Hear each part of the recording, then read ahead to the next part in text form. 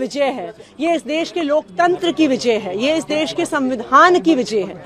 Bharatiya Janata party ने इस देश में तानाशाही खड़ी करने के लिए कोई कसर नहीं छोड़ी है। जिस प्रकार से विपक्ष पे हमला हो रहा है, जिस तरह से ईडी और सीबीआई का प्रयोग हो रहा है, जिस तरह से चुनाव की घोषणा के बाद एक चुने हुए मुख्यमंत्री को जेल में डाल दिया गया, लेकिन मैं सुप्रीम कोर्ट का धन्यवाद करती हूं कि सुप्रीम कोर्ट सामने आया लोकतंत्र को बचाने के लिए, संविधान को बचाने के लिए। और जब जब इस देश में लोकतंत्र और संविधान खतरे में रहा है, सुप्रीम कोर्ट सामने आया है और एक बार फिर से सुप्रीम कोर्ट ने लोकतंत्र को बचाने के लिए जो फैसला लिया है, उसके लिए मैं सुप्रीम कोर्ट का धन्यवाद करती हूँ। साथ ही गोपाल राय ने सुप्रीम कोर्ट के इस फैसले पर कहा कि देश में तानाशाही के खिलाफ चल रही लड़ाई में सीएम केजरीवाल के आने से ये लड़ाई और मजबूत होगी।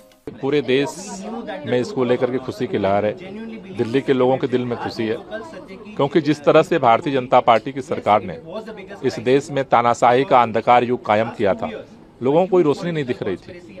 सुप्रीम कोर्ट के इस फैसले ने एक रोशनी की किरण दिखाई है, इसलिए पूरी दिल्ली, पूरा देश उनका शुक्रगुजार है। हम उनका धन्यवाद करते हैं और हमें इस बात का भरोसा है कि देश में जो इस तानाशाही के खिलाफ लड़ाई चल रही है, संविधान और लोकतंत्र को बचाने की लड़ाई चल रही है, अरविंद केजरीवाल जी के बाहर आने से ये लड़ाई और मजबूत होगी और देश ये लड़ाई जीतेगा।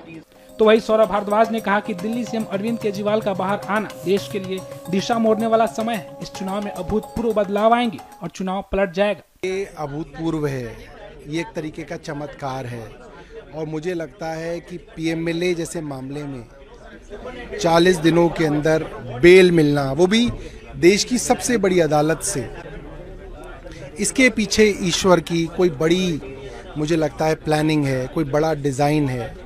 हनुमान जी का, बजरंग बली जी का इसके अंदर सीधा मुझे लगता है कुछ ना कुछ इंटरवेंशन है।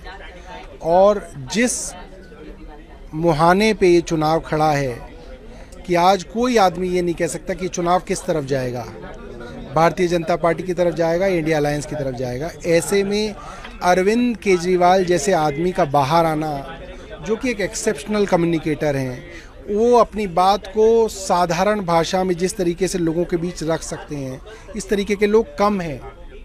ऐसे में उनका बाहर आना, कैंपेन करना, मुझे लगता है कि देश के लिए जो है एक दिशा मोड़ने वाला समय रहेगा और इस चुनाव के अंदर अभूतपूर्व बदलाव आएंगे। मुझे लगता है कि चुनाव पलट जाएगा।